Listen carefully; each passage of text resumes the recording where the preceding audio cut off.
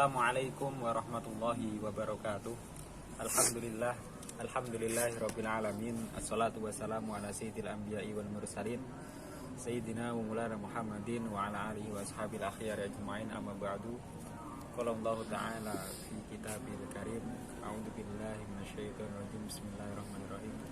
Nazzala 'alaika kitaba bil haqqi musaddiqan lima baina yadayhi wa tawrata wal injil. Ayah. Qulu syukran jazilan.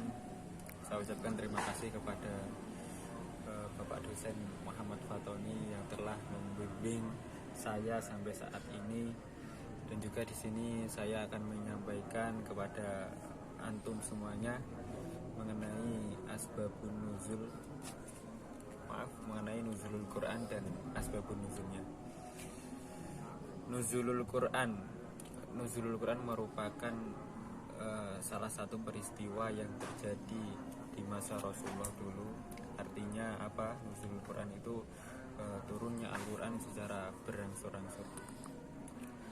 Seperti yang kita ketahui bersama bahwasanya Al-Quran, ayat atau surat yang pertama tadi turun itu adalah surat Al-Alaq ayat 1-5, yang bahwa perintahnya itu adalah Iqra, bacalah.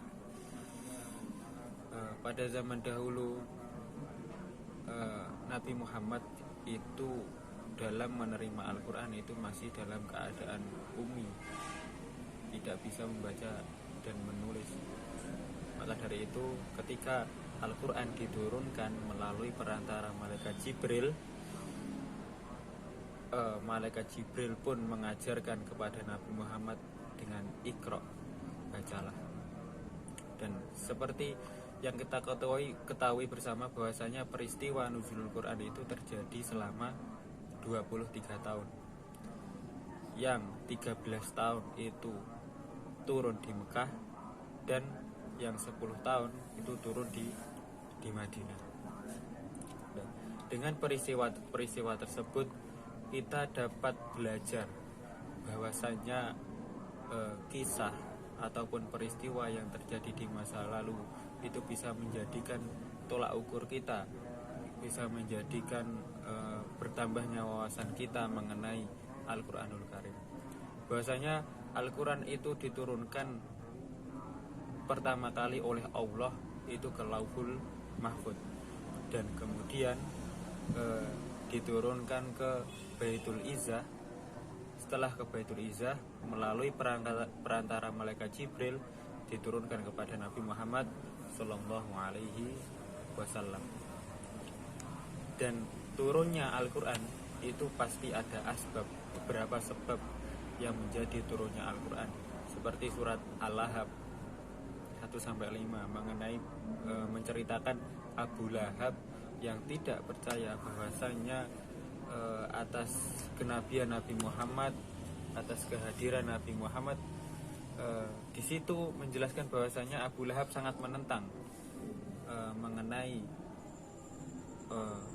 Al-Quran, mengenai hijrahnya Nabi Muhammad. Maka diturunkan ayat tersebut untuk memberi suatu edukasi, memberikan pelajaran kepada Abu Lahab. Dan seterusnya itu nuzulul Quran ini sangat berpotensi juga untuk bagaimana kita mengetahui tafsir di antara ayat-ayat tersebut. Dengan kita mengetahui setiap ayat, setiap surat dengan sebab turunnya Al-Quran ini, dengan arti yang telah dijelaskan dalam Al-Quran tersebut, dengan nuzul Quran ini, peristiwanya itu dapat memudahkan kita dalam menafsirkannya, bagaimana maksud Al-Quran ini berada. Dan kemudian asbabun nuzul Al-Quran adalah sebab-sebab turunnya Al-Quran. Yang pertama, ada beberapa pelajaran dalam Al-Quran. Ketika dalam surat Makiyah maupun Madaniyah. Dalam surat Makiyah itu ada ciri dalam surat tersebut diawali dengan ya ayyuhal